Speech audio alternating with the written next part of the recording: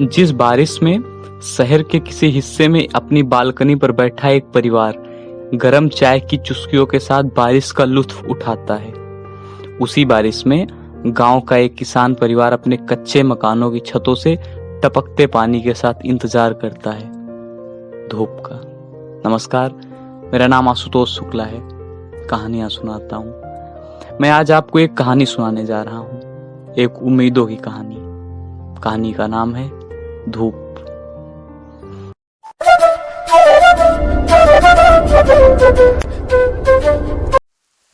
भीषमपुर नाम के एक छोटे से गांव में एक परिवार अपने कच्चे मकान में बैठकर बारिश रुक जाने की पुकार कर रहा है। मकान के नाम पर दो कच्ची कोठरी और एक बाहर झाड़ फूस का छप्पर ही तो है इनके पास। मकान में गहरा मातम पसरा हुआ है। मातम की चुप्पी तोड़कर घर की मालकिन और बीजू की पत्नी कहती हैं, 3 रोज हो गए हैं, दयो चुप होने का नाम नहीं ले रहे हैं। बिरजू भी उनकी बात पूरी करते हुए कहता है, अभी तो बैसाख ही लगा हुआ है, अभी से ये आलम है, आषाढ़ आने तक तो छप्पर भी दुरुस्त करना है। पीछे वाली कोठरी की लकड़ियां भी दिखने लगी हैं, उनमें माटी की भराई करवानी है। बिरजू अपने बेटे की तरफ देखकर कहता है, एक बार भैया की तबीयत सही हो जाए, माटी भी बढ़ जाएगी। दरअसल उनका 16 बरस का बेटा राजू 3 दिन से बुखार से तड़प रहा है। पहले दिन नीम के पत्ते और देसी औषधियां खिलाई गई, पर उनसे कुछ राहत ना मालूम हुई। बिरजू ने सोचा सुबह होते ही कस्बे के डॉक्टर से दवाई ले आऊंगा, और रात से ही मूसलाधार बारिश शुरू हो गई। आज दूसरा दिन है उनके घर खाना नहीं बना। वजह 2 है। एक तो घर का चिराग, उनका इकलौता बेटा बुखार से तड़प रहा है। दूसरा कि उनका चौका चूल्हा और लकड़ियां सब बारिश में भीग गए हैं। शाम को बिरजू दौड़ा दौड़ा कस्बे की तरफ जाता है। कस्बा उनके घर से कुछ 1.5 कोस दूर है। 1.5 कोस यानी तकरीबन 5 किलोमीटर। रास्ता मिट्टी का था, कुछ तो बह गया और जो बची खुची मिट्टी थी वो कीचड़ बन गई।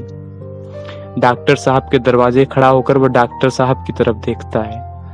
डॉक्टर साहब अपनी बीबी के साथ बालकनी पर बैठकर चाय और पकौड़े खा रहे हैं। डॉक्टर बिरजू को देखकर उसे पहचान लेते हैं, क्योंकि ये गांव है साहब। यहाँ लोग एक दूसरे के दुख सुख में साथ रहते हैं, शहर के अजनबियों जैसे नहीं। डॉक्टर बिरजू को आवाज लगाते हैं, अरे बिरजू, इतनी बारिश में यहाँ क्या कर रहे हो? बिरजू लगभग रोते हुए कहता है, माई बाप, मेरा बेटा 2 दिन से बुखार से तड़प रहा है। आज सुबह तो उसने आंखें भी मूंद ली। साहब, पूरा बदन बुखार से तप रहा है। हमारा कोई नहीं है, बस वही हमारे बुढ़ापे का सहारा है। उसको बचा लो साहब, उसको बचा लो। इतना कहकर बिरजू रोने लगता है। डॉक्टर बिरजू को संभालते हुए बरामदे से अंदर बुलाते हैं। उसे समझाने की कोशिश करते हैं, देखो मैं समझ सकता हूँ, पर इतनी बारिश में मेरी गाड़ी तुम्हारे गांव तक नहीं पहुंच सकती। तुम एक काम करो, मुझसे दवाइयां ले लो और अपने लड़के को जितनी जल्दी बारिश रुके मेरे पास लेके आओ। उसे इंजेक्शन लगाना पड़ेगा, नहीं तो तबीयत और बिगड़ सकती है।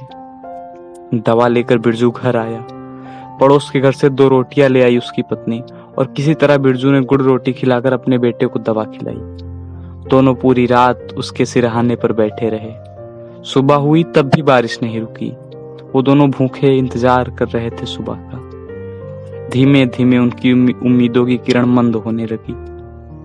उनकी खेत में भीग रही फसल, उनके भूख, उनके बेटे की बीमारी और डॉक्टर साहब सब मिलकर एक ही चीज का इंतजार कर रहे थे। वो थी धूप। एक बूढ़े माँ बाप की उम्मीदों की धूप, एक बीमार की दवाओं की धूप, एक पकी फसल के अंदर भीग रही उनकी साल भर की फसल की बर्बादी। और इंतजार था तो बस एक धूप का। बस इतनी सी ये थी कहानी। अगर आप ये कहानी पूरी सुनना चाहते हैं तो इसे ज्यादा से ज्यादा शेयर करें। जल्द ही इस कहानी के पूरे भाग के साथ आपके बीच मौजूद हूँगा। नमस्कार, मैं आशुतोष।